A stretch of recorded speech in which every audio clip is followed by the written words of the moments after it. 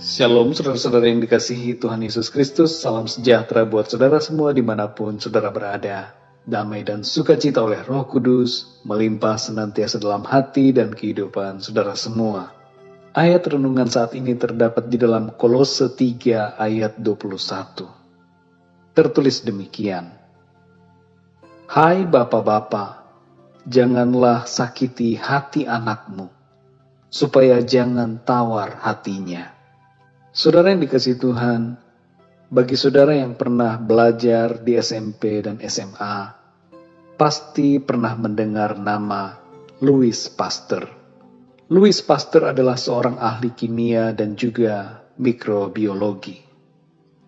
Dia adalah penemu dari beberapa hal yang penting yang masih digunakan sampai saat ini, seperti pasteurisasi, yaitu metode untuk mematikan bakteri yang ada pada susu dan makanan.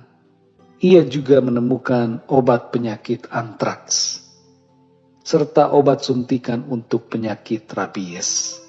Louis Pasteur adalah seorang yang beriman kepada Tuhan Yesus. Ia adalah seorang yang sangat taat, dan gereja memberikannya predikat sebagai seorang ilmuwan yang pemikirannya selaras dengan Alkitab dalam hal penciptaan. Kita tidak akan membahas lebih lanjut mengenai karir profesional dari Louis Pasteur, tapi kita akan mendengarkan kisah Louis Pasteur dalam pencariannya akan anaknya. Louis Pasteur mempunyai 3 anak perempuan dan 1 anak laki-laki.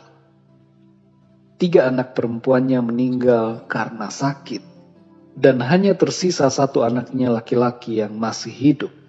Pada tahun 1870, terjadi perang antara kerajaan Prancis dengan Jerman yang waktu itu disebut sebagai kerajaan Prusia. Karena perang itu, anak laki-lakinya yang satu-satunya itu wajib ikut berperang. Beberapa minggu telah berlalu dan tidak ada kabar berita mengenai anaknya. Louis Pasteur menghentikan kerjanya di laboratorium dan bertekad untuk mencari anaknya itu. Dalam perjalanannya ia melihat banyak tubuh berkelimpangan di jalan. Ia akhirnya sampai di unit pasukan di mana anaknya berada. Seorang pasukan berkata padanya bahwa dari 1.200 orang di batalion itu, hanya tersisa kurang dari 300 orang. Louis Pasteur merasa sedih dan khawatir mengenai anaknya. Ia terus berjalan dalam pencarian di sebuah malam yang dingin dan berangin, di mana mayat-mayat manusia dan kuda tergeletak di jalanan yang ia lalui. Hingga akhirnya Pasteur berjumpa dengan seorang prajurit yang kurus, yang lemah karena lapar, dan mengenali wajahnya sebagai anak laki-lakinya satu-satunya yang ia cari selama ini.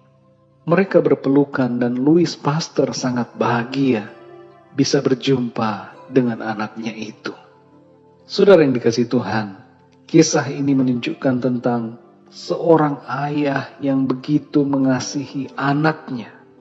Firman Tuhan dalam Kolose 3 ayat 21 berkata, Hai Bapa-Bapa, janganlah sakiti hati anakmu, supaya jangan tawar hatinya.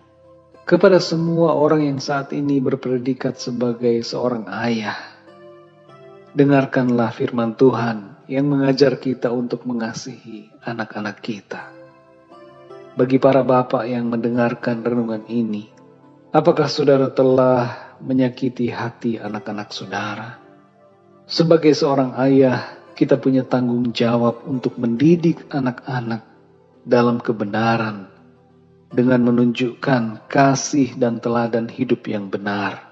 Lukas 1 ayat 17 menyebutkan mengenai kehendak Tuhan untuk membuat hati bapak-bapak berbalik kepada anak-anaknya. Saudara yang dikasihi Tuhan, apakah kita selama ini abai terhadap anak-anak kita? Apakah kita telah membuat mereka kecewa? Apakah anak-anak saudara pergi dari rumah, lari, dan saudara bersikap biasa saja? Apakah saudara tidak pernah merindukan anak-anak saudara dan merasa anak-anak saudara sebagai beban bagi kehidupan saudara. Saudara yang dikasihi Tuhan, anak-anak adalah anugerah Tuhan dalam keluarga. Tuhan mempercayakan anak-anak bagi saudara untuk saudara kasihi, didik dan bimbing dengan firman Tuhan. Pesan firman Tuhan hari ini adalah sayangi dan kasihi anak-anak kita. Lakukanlah tanggung jawab kita sebagai ayah yang baik. Berikanlah kasih dan perhatian kepada anak-anak yang Tuhan karuniakan kepada kita. Bila kita telah menyakiti hati mereka, mintalah maaf kepada anak-anak kita. Jangan merasa gengsi untuk meminta maaf. Berkomunikasilah dengan baik dan mintalah kepada Tuhan untuk memimpin kita dengan hikmat-Nya, supaya dapat mengasihi anak-anak kita dengan tulus dan menerima mereka apa adanya, serta membimbing mereka dengan firman Tuhan. Saudara yang dikasihi Tuhan, jadilah ayah yang baik dengan memberi teladan hidup yang baik dan benar, seturut dengan firman Tuhan. Mari kita berdoa. Bapa di dalam surga, terima kasih untuk firman-Mu. Malam hari ini kami mengucap syukur untuk pimpinan Tuhan, perlindungan Tuhan di sepanjang hari ini. Dan malam ini ya Tuhan, ajar kami semua, baik para ayah dan juga para ibu, anak-anak kami semua. Sebab firman Tuhan ini berlaku buat kami dan ada makna yang dalam buat setiap kami. Terlebih khusus para ayah, untuk mengasihi anak-anak dengan kasih Tuhan, agar dapat mendidik mereka, memberikan perhatian, kasih sayang kepada anak-anak, sebagaimana yang Tuhan kehendaki.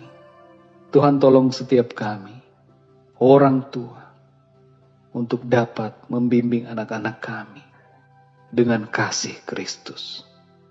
Dan supaya kami dapat menunjukkan teladan hidup yang baik, sebagai orang-orang yang telah ditebus oleh Tuhan. Terima kasih ya Tuhan. Biarlah kasih Kristus mengalir dalam kehidupan rumah tangga kami dan mengalir kepada anak-anak kami semua. Terpujilah nama-Mu ya Tuhan.